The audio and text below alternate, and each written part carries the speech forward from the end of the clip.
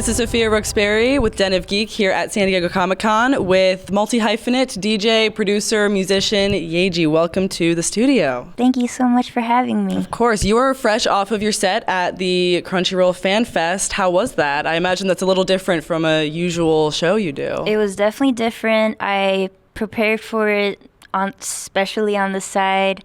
I wanted to play only anime edits and get deep if I can.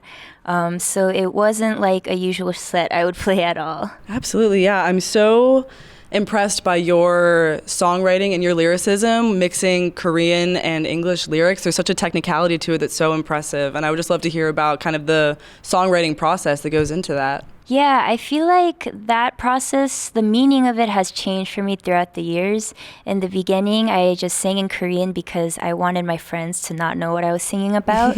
And then I discovered that Korean sounds really texturally interesting. So it was more of an instrument. And now I find it to be helpful expressing in both languages and even more. And also communicating via just the sounds and the sonics as a language. Absolutely, yeah. So there's that duality with your lyrics, but then also this duality in sound where it's lo-fi and also it's electronic. Do you remember the moment where you kind of found that sound and you decided to just run with that? I think I'm still maybe finding and changing, and a lot of my work is very process based. I don't know what I'm trying to make as an end product. So in that sense, there isn't a moment, but maybe I'm experiencing it over and over again. Absolutely, yeah. And I'm just curious, what was it about kind of the nightlife culture that drew you in and made you want to be a part of it? The first thing I discovered with music was college radio, and the only motto at that station was to not play what other stations play.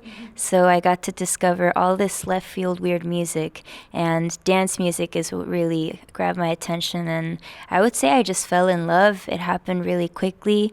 I was never a music person before that. But it was head over heels, like, gotta go out every night. I want to learn more about producing and DJing, and meeting people through that has been some of my longest friendships. Absolutely, I love it. Ones. Who are some of your kind of musical influences that you look up to? Who'd you grow up listening to? I actually didn't have a singular figure growing up. I was pretty isolated, and my listening just found it through internet.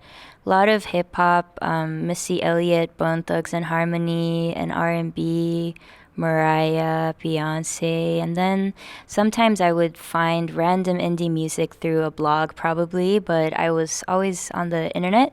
And I think the more influential ones are actually probably from video games or anime openings and endings that I listened throughout my teens. I love it, yeah. And then you've collaborated with artists like Charlie XCX and Dua Lipa and Clairo. What is that kind of collaborative process of working with these super distinctive artists and maintaining your own styles together?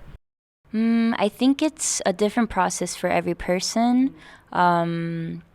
I'm fortunate that most of the people I work with, I do get to know on a level, because I think making music together is intimate, and it's like sharing a page of a diary. So it's nice that I get a real connection through working on music with people. Absolutely, yeah. And speaking of Charlie, I think the world is still kind of reeling from Brat and that whole phenomenon. There's been this whole resurgence of hyperpop and club culture. As someone who's kind of been a part of that for a decade and not just the past year, what's that kind of been like, witnessing that resurgence? Yeah, I don't know if I would consider myself a part of hyperpop, but I've always been in parallel to all these things, right? Like when I first discovered music in a deep way, that was in undergrad, which is like 10 years ago plus now. And so I'm really excited, especially for the friends that were in the hyperpop scene and came up and were super underground, like we're all SoundCloud. They're having a moment right now, and it's really taking off and being recognized. Or I feel like pop acts are looking for producers that are more underground, because underground culture, dance music, is surfacing more as well. So I think it's been a cool change to witness, but definitely really different from when I first started DJing and everything. Yeah, absolutely. Do you have any new music or projects coming up? I have a lot of new music. Most of it's been collaborative. I am working on my next album, but yeah. Awesome. Well, I can't wait to listen to it. Yeah, thank you so much. Yeah, this has been Sophia Roxbury with Den of Geek, and Thank you very much for coming in today. Thank you. Appreciate it.